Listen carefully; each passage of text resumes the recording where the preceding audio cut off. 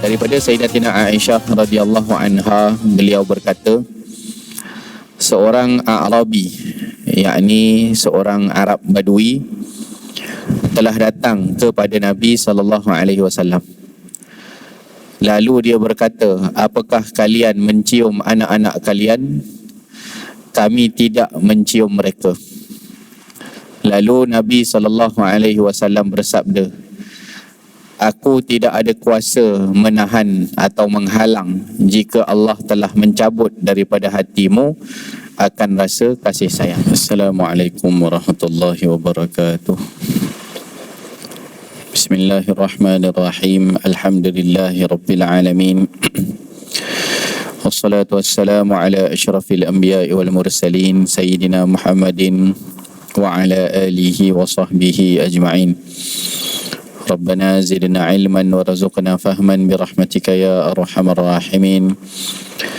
Allahumma faqihna fid din wa 'allimna at-ta'wil wahdina ila siratikal mustaqim. Bismillahi ma syaa Allah la quwwata illa billahi ma syaa Allah. Kullu ni'matin min Allah ma syaa Allah. Al khairu kulluhu bi yadillah ma syaa Allah. La yasrifu as-su'a illa Allah. نوينا التعلم والتعليم والتذكر والتذكير والنفع والانتفاع والإفادة والاستفادة والحث على التمسك بكتاب الله وسنة رسوله والدعاء إلى الهدى والدلالة على الخير ابتغاء وجه الله ومرضاته وقربه وثوابه سبحانه وتعالى آمين اللهم آمين. Alhamdulillah, syukur kita rafakkan kehadrat Allah Subhanahu wa taala, dapat kita bersama-sama beriktikaf di rumah Allah taala dalam hari yang mulia, penghulu kepada segala hari, Jumaah yang diberkati oleh Allah Subhanahu wa taala. Mudah-mudahan duduknya kita sentiasa mendapatkan ganjaran, rahmat, berkat, keampunan daripada Allah Subhanahu wa taala untuk kita. Amin Allahumma amin. Sementara kita tunggu masuk waktu solat fardu Jumaat dan untuk kita mendengar khutbah yang akan disampaikan oleh Tok Khatib kita, sama-sama kita dengarkan sedikit tazkirah daripada hadis-hadis Rasul sallallahu alaihi wasallam yang dipetik daripada kitab Al-Adabul Mufrad karangan Al-Imam Al-Bukhari radhiyallahu anhu wa nafa'ana bihi wa bi ulumihi fid dharaini amin. Bab yang ke-50, Babu Qublatus Sibyan, bab pada menyatakan mencium kanak-kanak. Wa bihi ilahi qala hadatsana Muhammad bin Yusuf qala hadatsana Sufyan an Hisham an Urwah an Aisyah radhiyallahu anha qalat jaa a'rabiyyu ila an-nabiy sallallahu alaihi wasallam faqala أتقبلون صبيانكم فما نقبلهم فقال النبي صلى الله عليه وسلم أو أملك لك أن نزع الله من قلبك الرحمة. Daripada Sayyidatina Aisyah radhiyallahu anha, beliau berkata, seorang A'rabi, yakni seorang Arab Badui, telah datang kepada Nabi SAW. Lalu dia berkata, apakah kalian mencium anak-anak kalian? Kami tidak mencium mereka. Lalu Nabi SAW bersabda, aku tidak ada kuasa menahan atau menghalang jika Allah telah mencabut daripada hatimu akan rasa kasih sayang. Baik. Jadi dalam hadis ini memaparkan satu situasi perihal pertanyaan seorang Badui, seorang Arab kampung, Arab padang pasir yang dikenali sifatnya. Arab Badui ni dia ada sifat dia. Banyak sifat dia ke arah negatif lah. Ya. Biasanya yang kasar tu orang Badui lah. Yang su'ul adab itu orang Badui lah. Yang banyak kehidupan mereka jahil itu orang Badui lah. Ya, kerana mereka duduk di tengah-tengah padang pasir, pekerjaan mereka juga memberi kesan ya kepada cara hidup mereka. Jadi dia berhadapan dengan unta, hidup dengan unta di padang pasir. Jadi dia kasar, ya, nak layan binatang-binatang ni. Jadi kehidupannya kasar. Sebab tu orang-orang yang bela unta kebanyakannya dia akan macam tu, kasar. Berbeza dengan orang yang bela kambing. Orang yang bela kambing dia akan memupuk sifat sabar, sebab kambing ni manja. Dia punya penyakit dia pun nak dilayan. Reban dia pun, reban ke? Tak panggil reban kambing, kandang. Kandang dia pun nak dibuat tinggi, kan? Makannya dibawa. Kambing ni dia manja sikit. PL-PL-nya tu pun orang yang melayannya tu kena sabar. Ya, jadi akan menyebabkan sabarnya orang yang menjaganya, yang membelanya itu ada kesan pada kehidupan orang yang hidup sama-sama dengan dia. Sebab itu tidak ada para nabi yang diutuskan melainkan sebelumnya mereka itu mengembala kambing. Ya, jadi mengembala kambing ini adalah pekerjaannya para nabi, ya, para anbiya. Sebab apa? Tu Allah Ta'ala nak train nabi-nabi ini nak berhadapan dengan macam-macam PL dan ragam-ragam umat yang macam-macam hal. Jadi waktu sebelum jadi nabi lagi mereka sudah jadi pengembala kambing. Kalau boleh hadap kambing, insya-Allah boleh hadap lah macam-macam ragam perangai manusia, ya. Sabar sungguh. Saya pun tengok kawan-kawan saya yang ada bela kambing, memang orang dia penyabar. Penyabar, lembut aja dia, bertenang aja dia. Kan kita dah nak marah dah, dia tenang aja. Sebab sudah dibiasakan sabar melayani karenah kambing. Tapi berbeza dengan unta. Unta ni dia duduk tempat padang pasir, hidupan dia tu di gunung-gunung, di batu-batan, ya. Jadi hidup orang-orang Badui padang pasir ni, Arab padang pasir ni kasar. Sebab mula unta, ya. Jadi banyak lagi lah sifat-sifat yang maklum diketahui ada pada orang Arab Badui ni. Cumanya dalam perkara-perkara yang kita maklum disebabkan karakter-karakter tadi tu, memang orangnya kasar, ya. Ada keutamaan yang tidak diberikan, ya, kepada orang lain selain daripada mereka. Walaupun, yalah, sebab tu kita kata manusia ni teruk-teruk mana pun mesti ada kelebihan dia. Setiap orang tu tak mungkin dia memiliki semuanya keburukan saja tanpa ada kebaikan dia. Ada juga, mesti ada kebaikan seseorang tu. Antara kebaikan atau keutamaan orang Arab Badui ni adalah orangnya lurus. Mereka ni straightforward, tak pandai kona-kona. Jadi apa yang dia rasa dalam hati, kalau dia nak cakap, dia cakap. Dia tak fikir apa orang lain nak rasa, dia tak fikir apa orang lain nak cakap. Dia telus dalam menyampaikan isi hatinya. Dan keutamaan ini diambil manfaat oleh para sahabat radhiyallahu anhum dalam kehidupan mereka bersama Rasulullah sallallahu alaihi wasallam. Walaupun perangai dia begitu, kita kena tahu tuan-tuan, orang Arab Badui ni kelebihan dia, mereka sahabat Nabi. Walaupun karakter macam tu, mereka ni sahabat Nabi. Sebab mereka lihat Nabi, mereka beriman, mereka masuk Islam. Orangnya simple, kepala dia simple, dia tak nak berat-berat, dia orangnya straightforward. Dia pun tak duduk keliling Rasulullah macam sahabat-sahabat yang besar. Dia datang mungkin sekali-sekala je jumpa Nabi. Lepas tu dia balik kampung, hidup dengan unta dia, hidup di pasar, hidup di padang pasir dia lah. Jadi terkadang sifat mereka ni bawa kelebihan kepada sahabat-sahabat Nabi yang lain. Sebab mereka ni kasar, kurang adab, straightforward. Jadi soalan mereka nak tanya apa-apa, dia nak pertikai apa-apa, dia akan cakap straight je, walaupun dengan Nabi SAW. Banyak, kata para sahabat, soalan-soalan yang kami ni rasa satu kekangan untuk menyampaikannya kepada Rasulullah SAW. Kita nak tanya tu sebab sahabat dia orang yang sama dengan Nabi, takut Nabi kecil hati, takut salah tanya. Ya, adab mereka, hatta mereka nak pandang wajah Rasulullah pun tak berani kan. Sahabat-sahabat besar ni mereka hanya akan pandang wajah Nabi bila Nabi berpaling ke tempat lain saja.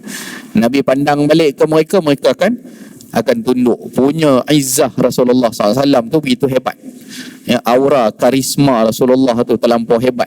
Apatah lagi nak tanya soalan-soalan, apa benda soalan ada dalam kepala nak keluarkan, itu tidak dilakukan oleh para sahabat. Mereka sangat menjaga adab dengan Rasulullah SAW. Daripada satu sudut, banyaklah mungkin dalam pemikiran tu nak tanya, tapi fikir-fikir tanya kadang tak kena pula soalan aku ni. Kan, jadi sahabat banyak mereka mendiamkan diri, melainkan setelah diberitahu atau ditanya oleh Rasulullah atau diajar oleh Rasulullah sallallahu alaihi wasallam. Tapi sahabat-sahabat ni mereka memanfaatkan perangai orang-orang Badui ni. Dia datang terus straight forward je tanya. Tengok Nabi cium anak, cium cucu. Macam mana boleh cium anak, cium cucu ni kalau kami tidak lah. Gitu dia sebut terus depan Rasulullah sallallahu alaihi wasallam. Boleh sebut straight forward je. Orang lain kan fikir-fikir ni tercala ke hati apa kan. Dia tak ada, dia cakap straight je. Datang boleh cium anak ya, kalau kami tak ada lah. Cium-cium anak ni apa? Kita bapak ni, beras kita beli. Itu saya tambah lah. Tak ada lah Badui tu cakap. Kan. Tapi dia ada ego dia. Dia menunjukkan pemikiran dia bahawa seorang bapa tidak sepatutnya berkelakuan sebegitu. Jadi salah tanggapan dia tu. Salah tanggapan dia. Seorang bapa patut tunjukkan izzah sebagai bapa. Ni apa cium-cium anak ni, tak bapa lah. Dia bagi dia macam tu. So dia terus nyatakannya kepada Rasulullah sallallahu alaihi wasallam. Straight forward lah. Ya. Tapi jawapan Nabi SAW direkod, kan? Maknanya dicatat, diingat oleh sahabat sehingga orang lain dapat manfaat daripada soalan ataupun perlakuan orang-orang Badui. Banyak sebenarnya hadis-hadis yang macam ni. Kita sebut banyak kali dah juga sebelum ni kan. Contohnya hadis kiamat. Sama juga perangai Badui juga. Tengah-tengah Nabi majlis, dia datang berdiri tengah-tengah tu terus tanya, kiamat bila kiamat? Nabi tak layan 2-3 kali, dia duk tanya-tanya lagi. Tak layan balik lah. Dia nak keluar baru Nabi tanya balik. Siapa dia yang tanya pasal kiamat tadi? Saya. Bila kiamat? Nabi tanya dia balik je. Duk tanya-tanya bila kiamat. Apa kamu punya preparation? Kalau datang hari ni kiamat tu, kamu punya preparation apa? Ma'addat talaha. Nabi tanya balik je. Dia pun tak adalah, aku pun amalan tak banyak, aku orang kampung je kan, tak ada apalah amalan sangat pun. Adalah aku cinta, tapi aku cinta Allah, aku cinta Rasul. Jadi Nabi jawab jawapan, anta ma'aman ahbabta. Kalau begitu kau kan bersamalah dengan orang yang kau cinta. Jadi Nabi faham karakter seseorang tu kan, dan Nabi pandai cara melayan. Kata Sayyidina Anas bin Malik, soalan Badui itu adalah perkara kedua yang paling aku gembira lepas aku masuk Islam. Sebab kami para sahabat yang duduk sama-sama dengan Nabi ni tak berani nak tanya soalan bodoh macam tu ke Rasulullah. Tapi dia datang, dia boleh tanya soalan macam tu yang sebenarnya kami pun nak tahu juga. Kita nak tanya tak berani. Tapi dia tolong tanya bagi pihak kita, yang dia boleh menonong datang macam tu dan tanya, dan tak ada sikit efek berlaku pada dia. Kalau kita tak keluar rumah dah seminggu lah, kan, tanya soalan macam soalan bodoh, ya. Tapi sangat kami memanfaatkan, kerana kami tahu daripada jawapan Rasulullah sallallahu alaihi wasallam itu bahawa kamilah orangnya yang disebut oleh Nabi. Anta ma'aman ahbabta, Nabi sebut umum je. Engkau akan sama-sama dengan orang yang kau cinta. Maknanya kalau sungguh ucapanmu itu engkau cintakan Allah dan aku, kata Nabi, engkau akan bersama aku. Tapi kalau engkau tipu, engkau cakap sekadar cakap saja, maknanya kalau yang kau cinta tu dunia, kalau yang kau cinta tu perkara-perkara yang membinasakan, engkau akan bersama-sama dengan mereka lah, tidaklah bersama dengan aku. Jadi kata sahabat, kami yakin yang kami sangat mencintai Rasulullah sallallahu alaihi wasallam, maka ucapan Nabi kepada Badui itu adalah berita gembira buat kami. Nabi cakap dengan dia, tapi berita tu berita gembira buat kami. Sebab kami tahu kamilah yang termasuk dalam ucapan itu kerana dapat bersama dengan Rasulullah sallallahu alaihi wasallam. Jadi ini sahabat dia manfaatkan soalan-soalan bodoh daripada orang bodoh. Kan? Jadi wujudnya orang-orang macam ni yang simple minded, yang ni sebenarnya ada manfaat dia, ada keutamaan dia. Walaupun hidup dia kasar, hidup dia macam tu kan. Daripada zaman Nabi lagi sudah ada peribadi-peribadi yang sebegitu kan. Perangai-perangai dia lah umat sebelum tu ada juga. Perangai Bani Israel kan. Bani Israel dengan Nabi mereka pun kan macam tu juga. Bila disuruh sembelih lembu kan banyak tanya dia. Nabi sampaikan perintah surah Baqarah tu. Apa namanya? Antazbahu Baqarah. Kan disuruh diperintahkan untuk sembelih lembu. Banyak tanya pula lembu macam mana, lembu kala apa pun dia menyusahkan orang je pertanyaan. Perangai lah, dia perangai macam-macam. Akhirnya bila dia bagi jawapan, dah dia kata susah nak jumpa pula. Baqaratun safra faqi'un launuha tasurun nazirin. Cari lembu warna kuning. Lembu warna kuning yang orang tengok tu menggembirakan orang yang melihat. Maknanya cerah, kuning cerah. Dia kata mana pula nak cari kuning cerah. Dah daripada awal-awal tu kalau tak tanya kan senang. Lembu senang dapat. Mana-mana lembu sembelih lah. Dah ditanya, dah dibagi, kata menyusahkan pula. Tu perangai kaum. Jadi kerja Nabi-Nabi ni nak melayan PL orang bukan mudah. Ceritanya bukan mudah. Menarik lah kalau kita tengok bagaimana Nabi SAW berhadapan dengan badui-badui. Jadi lelaki ni tadi datang, dia kata kamu cium anak. Kami tak lah. Lalu Nabi kata aku nak buat macam mana? Aku tak boleh buat apa. Nabi kata kalau dah Allah Ta'ala cabut daripada hati kamu, akan rasa kasih sayang, akan rasa rahmah. Kan?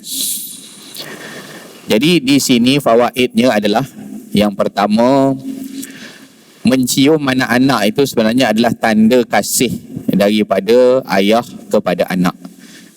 Dia tanda kasih. Jadi Nabi nak memperbetulkan pandangan dia tadi, yang seorang bapa kalau dia kasihkan anak dia kena bina gap yang besar dengan anak dia sehingga dia tidak tunjukkan kasih sayang dia.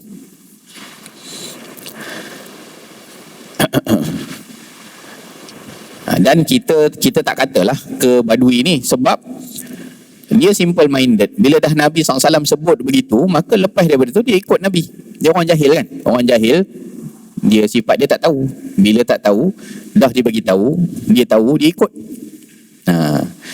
Yang masalah dia orang jahil basit ni senang, dia panggil jahil basit kan. Kita kebanyakannya jahil basit lah, banyak benda kita tak tahu, tapi setelah kita tahu kita ikut lah. Dia yang masalah jahil murakab, yang tu masalah. Dia tak tahu, lepas tu dia tak tahu yang dia tak tahu. Itu masalah. Dia tu jahil kan. Tapi setelah diberitahu, dia masih kekal dengan keadaan seolah-olah dia tahu. Itu masalah lah. Jadi badui-badui ni simple. Bila dah Nabi beritahu, oh ya macam tu ke, kan, maknanya tanda kasih pada anak-anak tu adalah dicium anak lah, kan.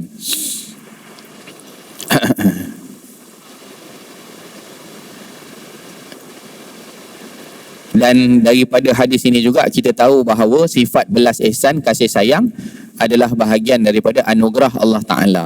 Rahmah kan, sifat rahmah. Ada orang yang Allah Ta'ala cabut rasa rahmah daripada hati dia, belas ihsan. Ada mak yang lahirkan anak, baru-baru ni viral juga kan di Indonesia kan, bunuh anak sendiri kan, 2-3 hari lepas. Walau apa pun alasannya, tak kira lah mental ke, ada sakit mental ke apa, tapi bila ditemu ramah balik, dia kata dia tak nak apa yang berlaku pada dia berulang pada anak dia. Tapi cara salah lah. Dia dulu mungkin diabaikan oleh mak dia, dia rasa sedih, kehidupan dia penuh dengan perkara yang mendukacitakan hidup dia. Jadi bila dia tengok anak dia, kamu ni besar besok jadi macam aku kot. Kan aku tak nak kamu rasa sebagaimana apa yang aku rasa. Jadi dibunuh ya anak dia. Menjerit-jerit anak tu, ada jiran dapat selamatkan, 2 orang cedera, seorang mati kan. Itu kes yang berlaku di Indonesia. Tapi salahlah cara dia. Kalau tak nak anak tadi tu rasa sedih, patutnya diberikan kasih sayang.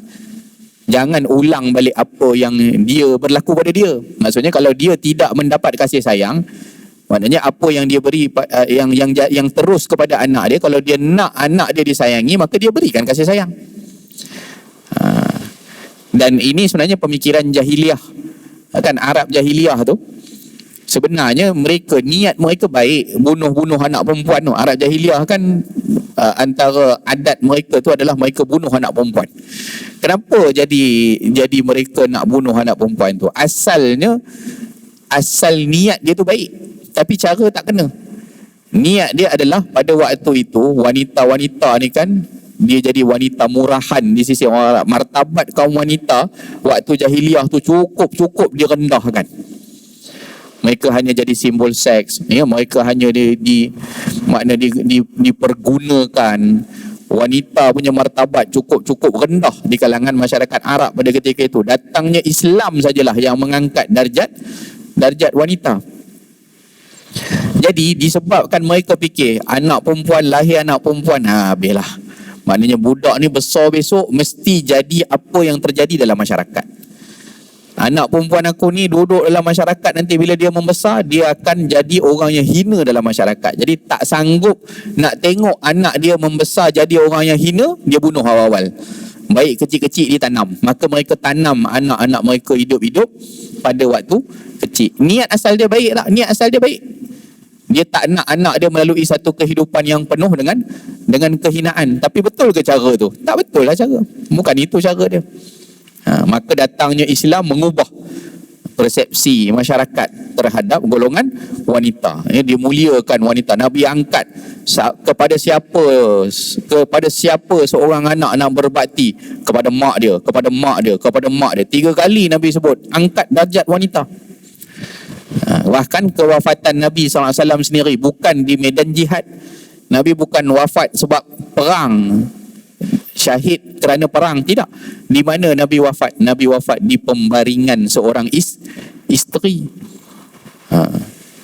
Maknanya mulianya kedudukan isteri. Dan selepas daripada wafatnya Sayyidah Khadijah, isteri Nabi, macam mana Nabi angkat peranan seorang isteri? Nabi puji-puji Khadijah, ya, hebatnya Khadijah. Jadi sebenarnya Islam datang mengangkat, ya, darjat wanita.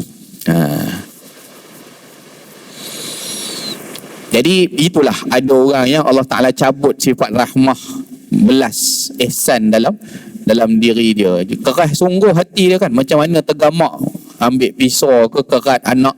Ada yang baling anak daripada tingkat 13, tingkat 15 kan, duduk rumah tinggi-tinggi. Yang belum ceritalah hak yang mengandungkan anak zina apa semua tu kan. Mengandung punya lama, 9 bulan jenuh, tanggung macam-macam benda. Elok-elok lahir tu pam dalam lubang tandas.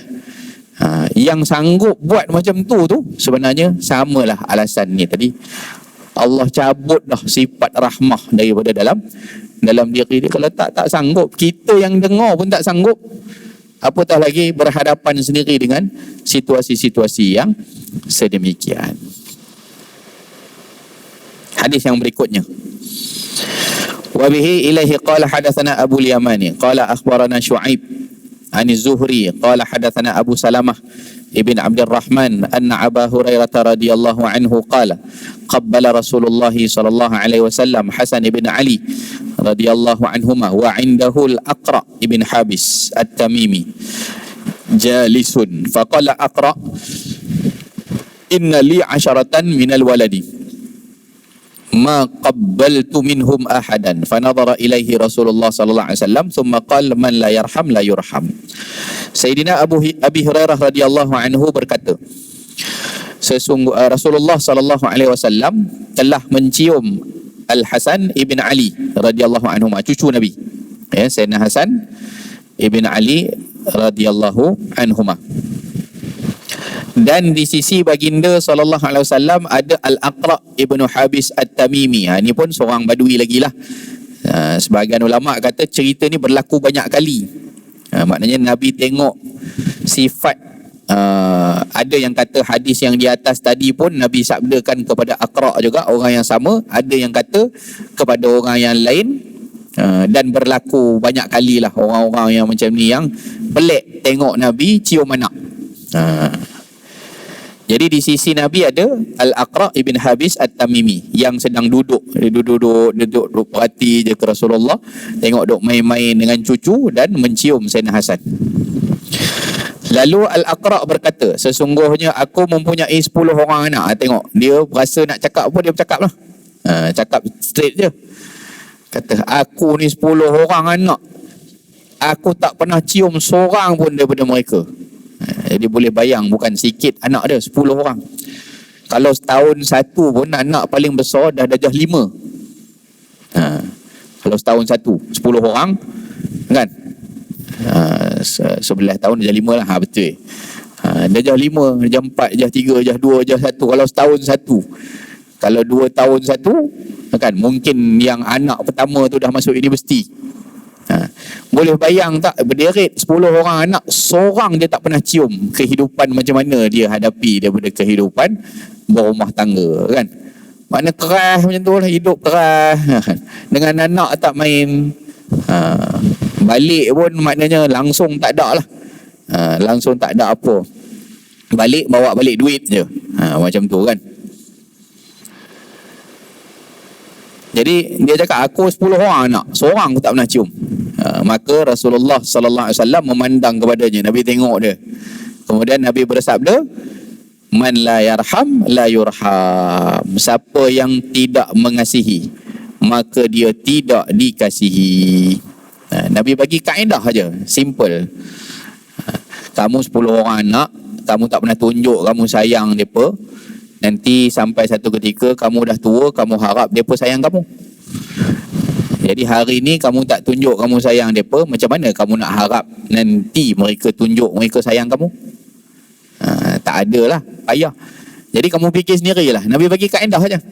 Kalau kamu tak, kamu disayangi, maka pada hari ini kamu sayangi mereka. Anak-anak kita ni tak lama pun, nak tunggu dia besar sikit tu. Daripada kecil-kecil tu je lah pun waktu kita nak cium mereka. Kan dah besar-besar sikit, anak dah SPM dah ni. Bapak kalau duk cium lagi pipi anak dah umur 24 tahun, pelik sikit lah orang nampak. Bukan tak boleh, boleh je kan. Tapi sebenarnya waktu dia kecil-kecil tu lah dibiasakan dia. Kan, dibiasakan dia waktu tu tunjukkan disayangi tu dengan cara seperti itu. Jadi Nabi bagi satu kaedah. Kata ulama' beberapa lah maksud daripada kata-kata sabdaan Nabi SAW ni. Yang pertama, man la yarham la yurham, bermakna siapa yang tidak mengasihi makhluk Allah, maka dia tidak dikasihi oleh Allah. Itu yang pertama. Sebab mengasihi ciptaan Allah adalah tanda mengasihi Allah. Kalau mengaku cintakan Allah, apa-apa yang Allah cipta pun dia sayang. Kan kita pun macam tu juga. Kalau dengan kekasih kita kan, dengan orang yang kita sayang. Kalau kita betul sayang orang tu, apa-apa yang dia sayang, semua kita sayang. Jadi Allah sayang tak makhluk-makhluknya yang dia ciptakan? Allah sayang. Hamba-hambanya Allah sayang tak? Sayang. Maka kita kena sayang hamba-hamba Allah. Macam tu lah bila kita kahwin. Isteri kita sayang ayah dia, isteri kita sayang mak dia, isteri kita sayang adik-beradik dia. Takkan kita benci mak dia, benci ayah dia, benci adik-beradik dia? Macam mana kita nak hidup dengan isteri kita?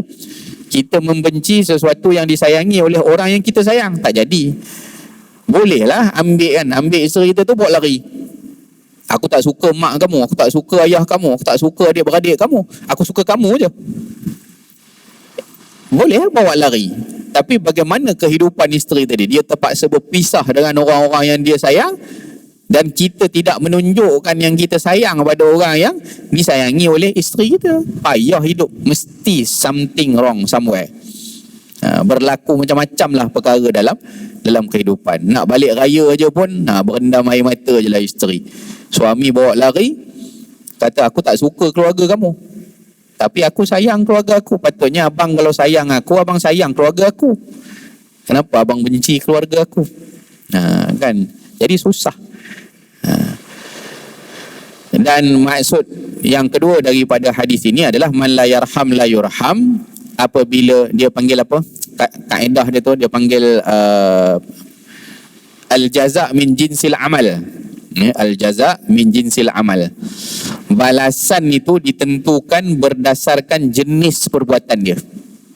Balasan ditentukan kepada jenis perbuatan dia. Kalau kita tengok riwayat Isra' Mi'raj kan, riwayat Isra' Mi'raj tu banyak kan ukubah orang-orang yang ukubah, hukuman ya kepada pelaku-pelaku dosa-dosa besar, kan. Jadi orang yang buat dosa ni yang wanita-wanita penzina kan, pelacur-pelacurnya tu kan payudaranya digantung kan. Jadi sebab dia duduk tarik orang, goda orang dengan benda tu, jadi nanti hukuman dia pun kena mengena dengan benda tu juga. Orang yang membohong kan, orang menipu macam mana kan, lidahnya ditarik, digunting, tumbuh balik, ditarik, digunting. Kenapa hukuman tu kena pada lidah? Sebab al-jaza' min jinsil amal. Amalnya tu yang dia bohong tadi tu pakai lidah dia, bohong, sumpah palsu, buat fitnah apa semua tu, namimah kan, adu domba tu, nanti ditarik lidah digunting, ditarik tumbuh balik gunting lagi. Setiap kali tu dia rasa sakitnya, tak berhenti-berhenti. Itu dia panggil al-jaza' min jinsil amal. Kan, orang yang tak solat kan, ambil batu hantuk kepala sampai pecah, lepas tu nanti elok balik, ambil lagi batu hantuk lagi sampai pecah. Sebab apa? Sebab dahi dulu dekat dunia tak nak cecah ke tanah untuk sujud pada Allah Subhanahu wa ta'ala. Al-jaza' min jinsil amal. Balasan tu sama ada baik atau buruk. So di sini, hadis ini bila Nabi SAW sebut man la yarham la yurham, kamu kalau yang kamu berikan itu kasih sayang, maka balasannya kamu pun akan dapat kasih sayang juga. Kalau tak dapat kasih sayang daripada Allah Ta'ala, kita kena risau. Sebab apa? Kalau dah dibenci oleh Allah Ta'ala, Allah tak bagi petunjuk, tak bagi hidayah, tak bagi panduan, bantuan, taufik kepada kita. Kalau Allah Ta'ala jadikan semua orang sekeliling kita benci kita, apa kita nak buat dalam hidup? Yang pentingnya dapat kasih sayang Allah. Bila dapat kasih sayang Allah, maka Allah Ta'ala boleh buat jadikan semua makhluk di sekeliling kita kasihkan kita. Itu tujuan dia. Man la yarham la yurham. Siapa yang tidak mengasihi, maka dia tidak dikasihi. Jadi kalau kita fikirkan masa depan, kita nak orang kasihkan kita, maka kita terlebih dahulu kena kasihkan hamba-hamba Allah Subhanahu wa ta'ala. Itu lagu Scorpion tu kan, what you give, you get back. Apa yang engkau bagi, itulah yang kau dapat balik. Kita kasihkan orang, orang kasihkan kita. Kita hormati orang, orang hormati kita. Kita kesiankan orang, orang kesiankan kita. Macam tu je, simple. Setiap daripada putaran kehidupan kita tu macam tu. Kita tutup aib orang, orang pun tutup aib kita. Kita buka aib orang, orang pun senang nak buka aib kita. Jenis rajin mengata je, cari salah orang je. Kan? Sebab selalu sangat cari salah orang, orang pun tengok macam dia tak ada salah, meh kita cari salah dia pula. Ada Allah Ta'ala hantar pula orang-orang yang cari salah dia, habislah macam tu. Kita cuba sedaya upaya tutup aib orang.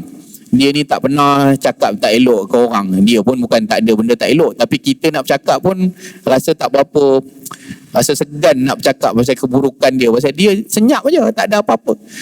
Itu Allah Ta'ala boleh tak tu ciptakan ada mulut-mulut yang membalas balik apa yang kita buat dalam hidup kita? Bukan tak boleh, boleh sangat. Hari ni kita fitnah orang, boleh tak besok Allah jadikan ada orang fitnah kita? Boleh sangat lah. Allah nak buat, Allah boleh buat. Kan? Hari ni kita tolong tutupkan keburukan saudara-saudara kita. Kita tak ada keburukan ke? Banyak keburukan kita. Tapi boleh tak Allah Ta'ala jadikan mulut orang tak minat nak sebut pasal keburukan kita? Boleh lah, Allah Ta'ala boleh buat. Sebab tu al-jaza min jinsil amal. Jadi Nabi bagi satu kaedah mudah aja. Man la yarham la yurham. Ni boleh hafal tuan-tuan hadis ni. Hadisnya pendek aja. Nabi sebut dekat Badui ni, dia duk kata aku 10 orang anak, seorang tak pernah cium. Dia kata tak apalah, hang tua-tua besok harap anak hang yang hang tak pernah sayang tu boleh basuh berak hang. Cium dia pun tak pernah, tiba-tiba dah tua nak harap dia cium bau tai. Kan, jadi susah. Tapi anak-anak yang diberi kasih sayang pada waktu kecil, sampai dia tua dia fikir, macam mana aku nak balas jasa mak, macam mana aku nak balas jasa ayah. Tahanlah baunya ke, penatnya ke, susahnya ke, ditahan. Sebab tahu mak tadi lebih banyak buat, lebih banyak kasih sayang yang dia dah bagi masa kecil-kecil yang tak ternilai pun dengan apa yang kita buat sebagai anak-anak pada hari ini.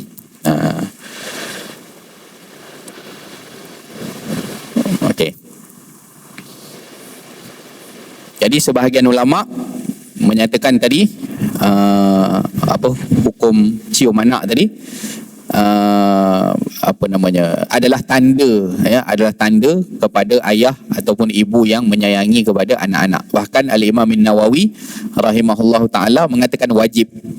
Maknanya seorang bapa wajib sayang anak dia dengan cara dia cium anak dia. Kan? Dan sebahagian ulama juga menyatakan berkenaan dengan mencium anak ni perlu diperhatikan juga bahawa dia adalah keluar daripada perbahasan syahwat. Maknanya cium tadi kerana sayang beza, kerana cium dengan syahwat. Jadi masalah juga sebab sekarang ni banyak orang haruan makan anak tu, apa dia panggil, sumbang mahram. Sumbang mahram ni banyak kalau kita tengok di pusat-pusat jagaan dan sebagainya. Orang-orang yang mengandungkan anak ayah sendiri, mengandungkan anak ayah sendiri. Kasih sayang ni kalau pandang anak sebagai kasih keluarga lain. Kalau pandang anak dengan syahwat, dia melihat sekadar gender, anaknya ni perempuan, disamakannya macam orang lain, habis. Jadi maksud galakkan dalam hadis ini menyayangi adalah dengan kasih sayang kekeluargaan, bukan dengan syahwat. Kalau ada syahwat, haram. Itu hukumnya haram. Bapa tadi duk berdua dengan anak perempuan, naik syahwat bapa dia ke anak dia, haram dia duduk berdua dengan anak tadi. Asalnya mahram kan, anak dia mahram. Boleh tak anak tinggal seorang anak perempuan dengan pak aja, mak meninggal dah contoh, boleh tak tinggal sekali? Boleh lah, apa masalah anak dia. Tapi kalau ada syahwat, haram. Kerana apa? Orang sekarang macam tu, dia sampai anak sendiri pun dia jadikan, maknanya cerita pepatah tu lah, haruan makan anak tu, kan?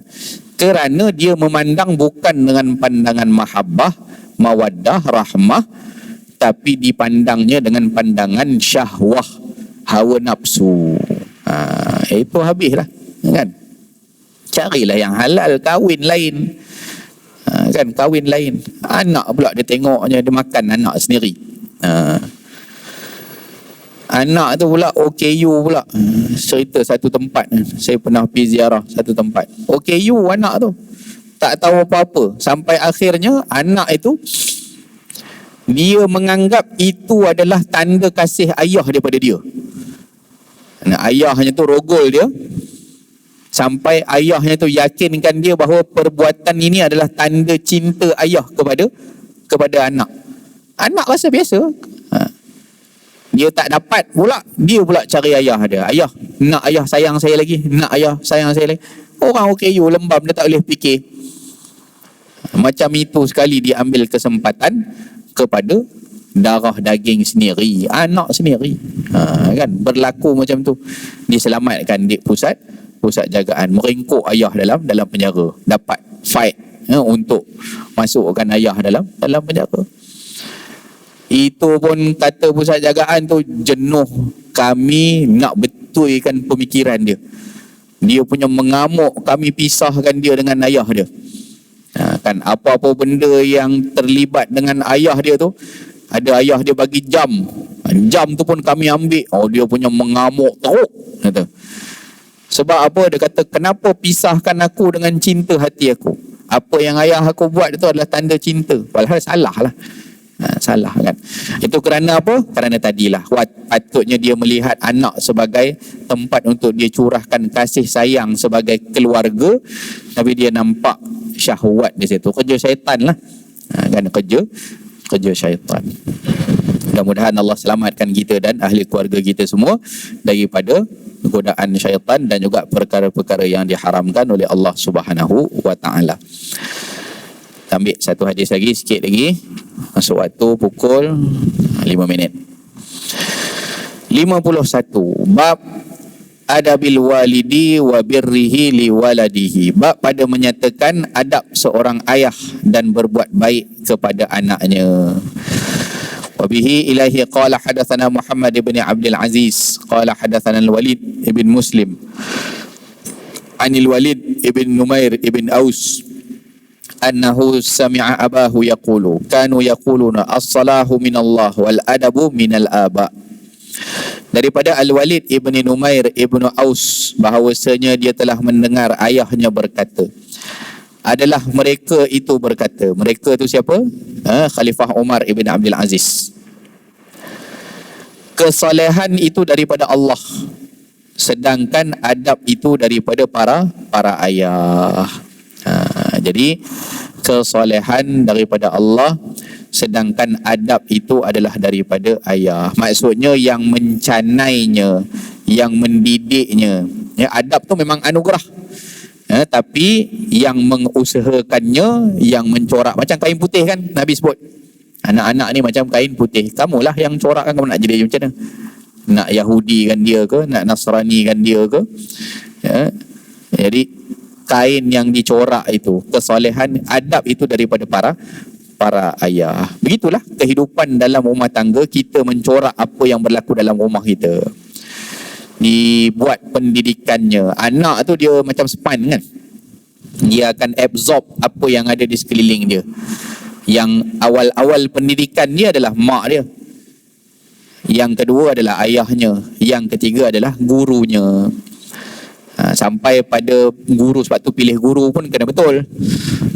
Kan kita pun tengok anak-anak kita, bila dia dah start sekolah, apa yang cikgu dia cakap lagi dia percaya daripada apa yang kita cakap.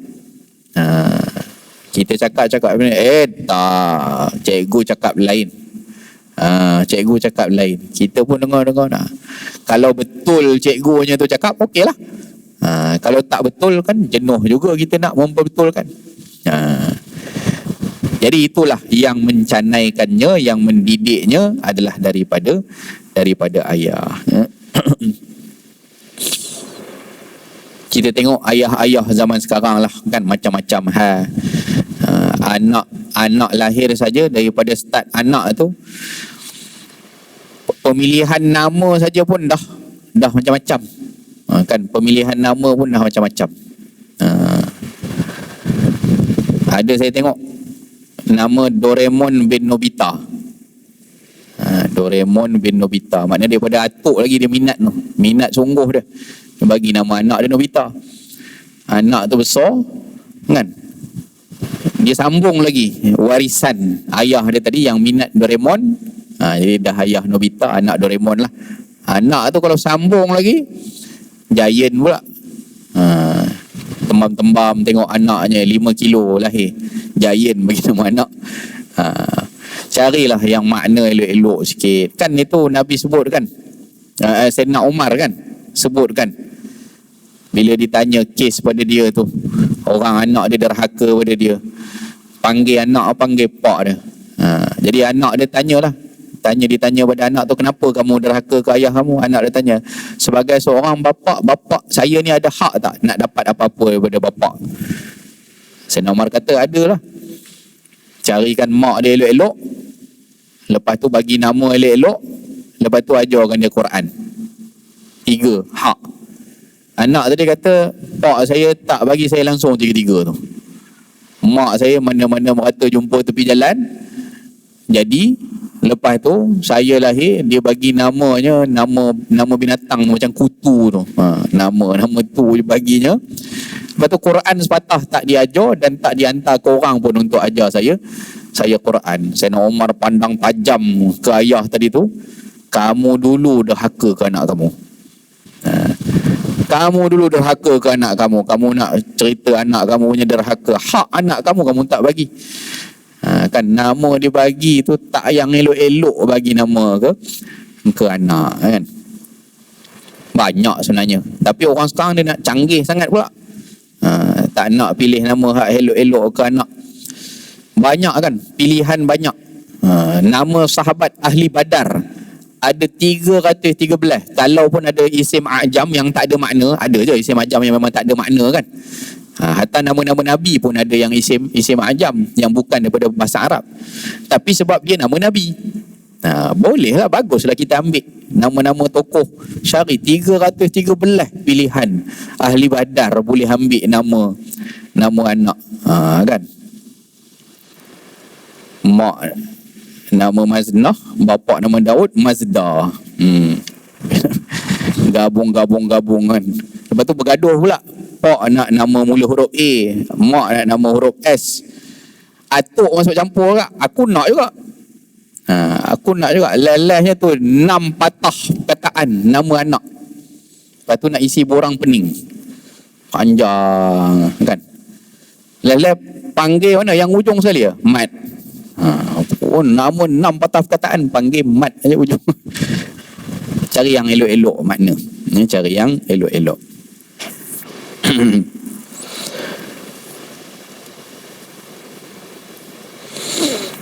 Ini panjang ni hadis yang berikut ni. Tak apalah, kita berhenti sini dulu. Mudah-mudahan Allah Ta'ala mengurniakan kita taufik, kebaikan, rahmat, berkat. Seminggu lagi tuan-tuan, kita akan bertemu dengan bulan yang mulia, bulan Ramadan Al-Mubarak. Sudah tak lama, buatlah persediaan kita sebagaimana yang disebut oleh ulama. Antaranya kita doa ke Allah Ta'ala, minta diberkati kita. Daripada bulan Rajab lagi kita minta dah doa tu. Allahumma barik lana fi Rajab wa Sya'ban wa ballighna Ramadan. Ini pun dah tinggal seminggu Sya'ban. Allahumma barik lana fi Sya'ban wa ballighna Ramadan. Kata Syekhna Syekh Ahmad Fahmi Zamzam rahimahullah ta'ala, 2 maksud daripada doa minta berkat tadi. Yang pertama adalah kita minta panjang umur, balighna, supaya sampai ke bulan Ramadan. Kalau panjang umur dapat jumpa Ramadan, Allah akan bagi pengampunannya kepada kita. Mudah-mudahan ya, insya-Allah itu akan dapat kalau sempat jumpa Ramadan. Dan wa balighna Ramadan itu juga minta panjang umur dan kesihatan lah sebenarnya. Ya, sebab kita kalau masuk Ramadan badan tak sihat, ya, pun kita tak dapat nak hidupkan ibadah-ibadah yang ada dalam bulan Ramadan tu. Kan kena kuarantin pula, kena Covid pula, nak pergi tarawih tak boleh. Tarawih di masjid lah maksudnya. Kan kita pun tarawih di rumah saja. Tarawih di rumah masih boleh buat lah. Cuma kalau badan tak sihat apa semua pun susah nak buat ibadah. Jadi kita minta panjang umur, sempat jumpa Ramadan dan sihat badan. Yang kedua diambil daripada kalimah bulghah, balighna Ramadan, itu perbelanjaan. Maka yang kita minta berkat adalah perbelanjaan kita sehingga dimurahkan rezeki kita pada 2 bulan sebelum Ramadan itu, supaya sampai pada bulan Ramadan kita tinggal all out saja. Kerana ibadah itu bukan saja ibadah badaniah, ibadah yang dituntut dalam bulan Ramadan juga banyak melibatkan harta. So kalau sudah diberikan berkat pada harta kita, ada spending yang kita akan spend ya di bulan Ramadan nanti. Nak join iftar Ramadan ya, nak join wakaf, nak join infak, itu kalau tak ada duit nak join macam mana? Itu semua ibadah-ibadah besar pada bulan Ramadan. Jadi kita minta berkat ya, pada rezeki kita, pada harta kita, pada umur kita, pada kesihatan kita ya, dan supaya kita dapat capai apa yang dijanjikan oleh Allah Ta'ala dalam bulan Ramadan kelak. Amin. Allahumma amin. Wassallallahu ala sayyidina Muhammadin wa ala alihi wa sahbihi wa baraka wa sallam. Walhamdulillahi rabbil alamin. Assalamualaikum warahmatullahi wabarakatuh.